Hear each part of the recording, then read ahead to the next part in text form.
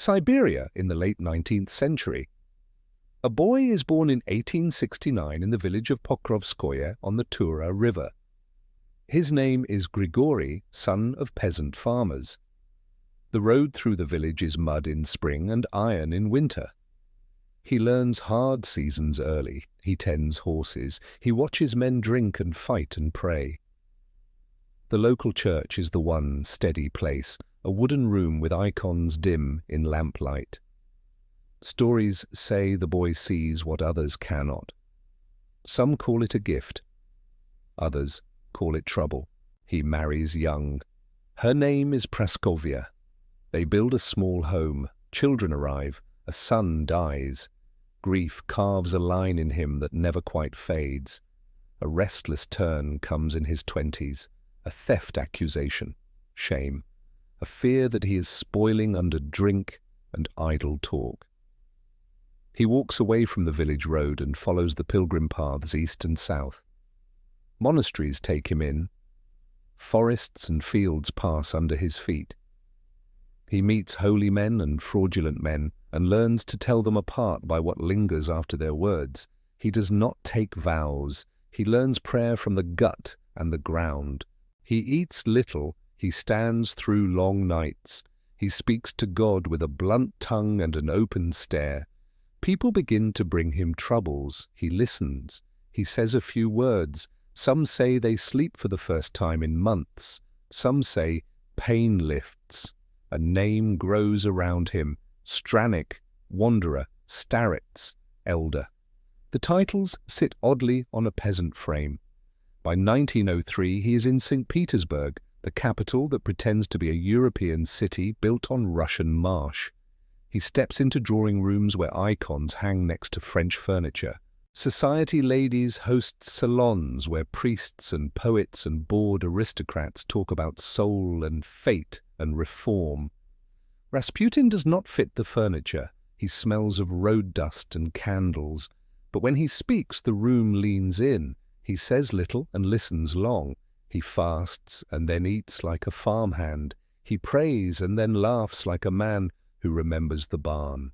He asks blunt questions and names things people circle in soft words. He does not flatter. He does not fear rank. The name reaches the court. Nicholas II is Tsar of all the Russias.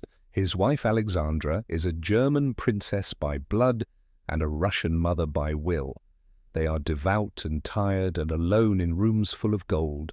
Their only son, Alexei, is the heir, and he bleeds. Hemophilia robs his childhood and threatens the line. Alexandra prays for a man who can help the child and steady the throne. Friends whisper about a peasant who prays and sees.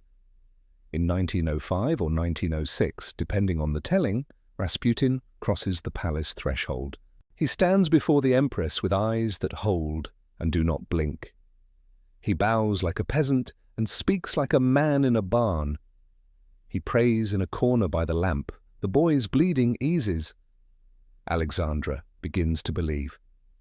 Nicholas watches and waits and leans toward caution and trust by turns.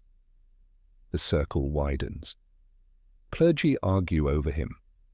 Some bishops brand him holy, others brand him wicked. City gossips turn his name into a mask and fit it with anything scandal can carry. Rasputin feeds both fires by living close to edges.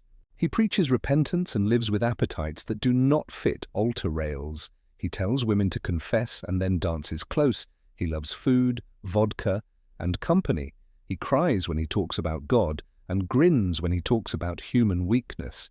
He holds power badly and well at the same time. He does not behave as a courtier. He behaves as a man who thinks God uses cracked cups to pour strong drink. Politics begin to braid into prayer. Ministers seek influence through him. Petitioners bribe those who claim to carry his ear. Alexandra draws him near and asks his counsel. Nicholas is cautious but loyal to his wife. Rasputin urges mercy and patience with the people and caution in war. This matters in 1914 when Europe staggers into conflict and Russia follows. Rasputin begs the Tsar not to go to war, or at least not to take command personally. He foresees disaster.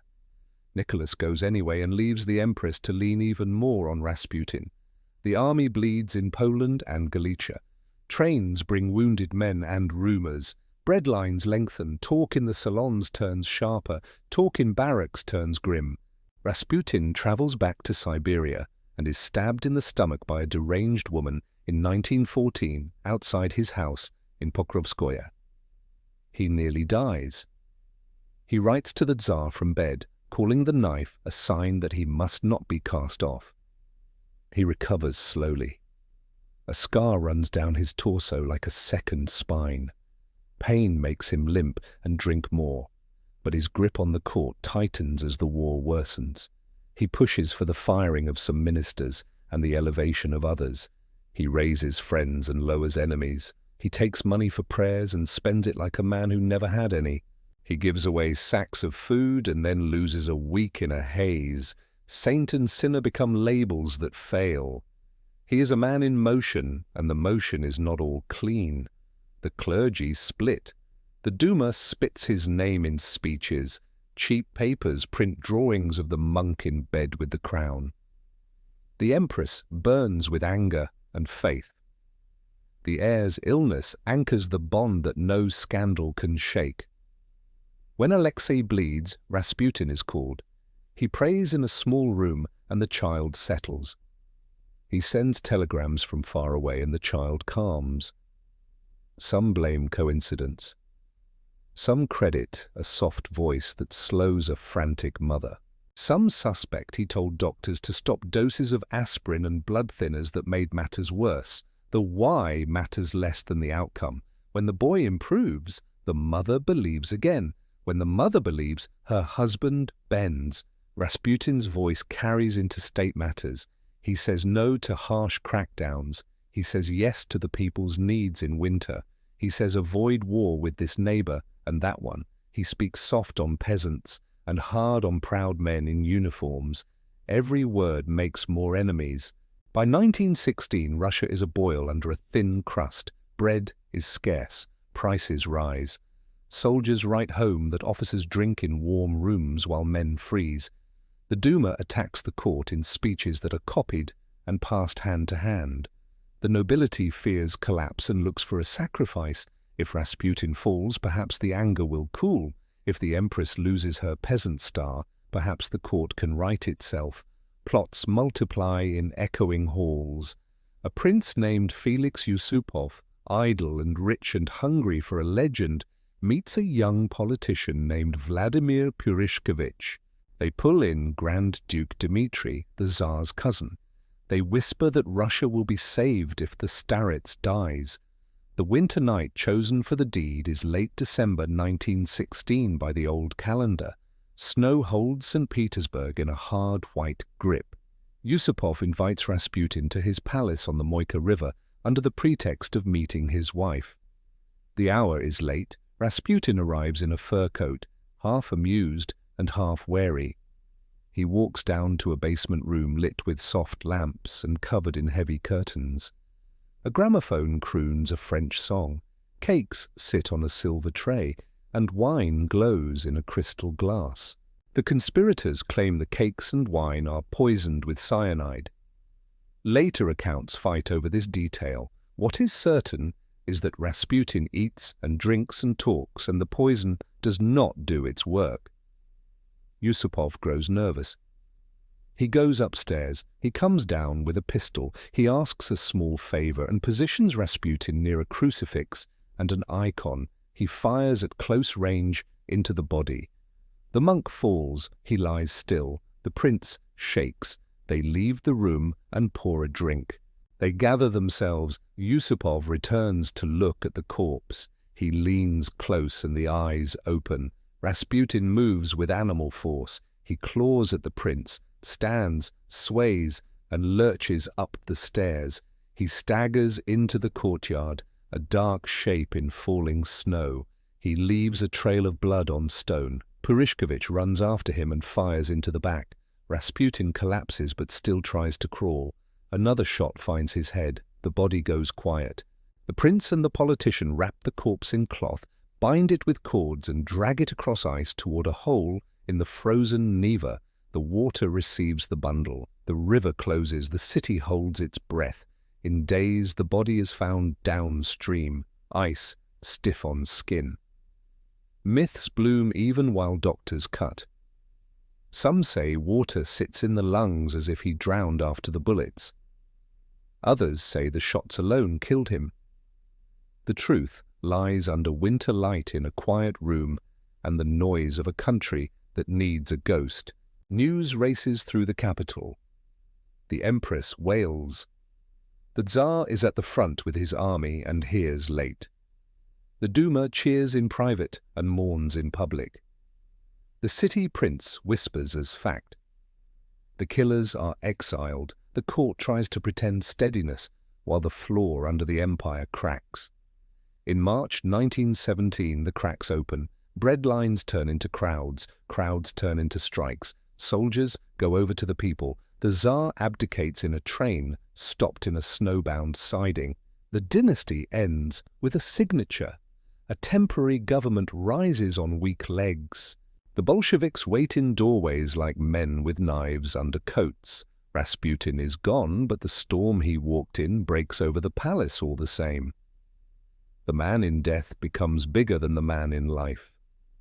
Friends say he was a raw channel for mercy, who prayed like a farmer and loved like a fool, and told a Tsar the truth in plain words when courtiers would not.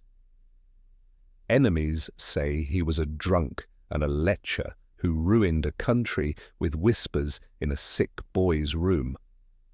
The historical record offers a third shape, a peasant with a strong gaze who learned how to listen and pray with poor people and how to use presents to calm a panic, a pilgrim who carried raw appetites and not enough fences, a man who could not handle the weight of a court that wanted a healer and a devil in one body, a scapegoat for a government that could not admit its own rot, a symbol that swallowed blame as an empire tipped into its long night. What the timeline shows is the pressure a royal house placed on a man with no training for a palace and no immunity to its temptations. It shows the reach of rumor when a nation bleeds, and the proof that private rooms decide public fates when war chews a country to the bone. It shows how prayer and power tangle in human hands. A mother with a sick child will risk the crown to hear him laugh. A ruler at the front will trust the man who calms his wife. A city on edge will believe any story that promises a clean cut between cause and cure. In that cutting, men in fur coats carry a body to a frozen river and think history will thaw in spring. Carry the sober lessons now. Do not hand the weight of your house to a name you barely know, because he quieted one fear. Do not let rumor drive statecraft. Do not build a life that hangs on one whispered counsel in late rooms. Do not wait for poison to solve a policy failure. Put something honest and steady in the center and measure advice against it. If you lead, face the storm yourself and call things by their names in light. If you seek healing, do not trade your judgment for charm. If you pray, keep your feet in the mud and your hands open. If you see someone become a symbol so large he can carry every sin in a city, know the knife is already in the air. From a wooden church by a river in Siberia to a marble stair in a palace by the Neva, from a pilgrim road to a salon, from a sick room to a ministry office, from a basement with a gramophone to a hole cut in winter ice, the line holds. It is a Russian story built of faith, hunger, pride, and panic. A man who helped a child breathe and also helped a nation find an easy target. A court that hid its fear in a single figure and then lost itself when the figure fell.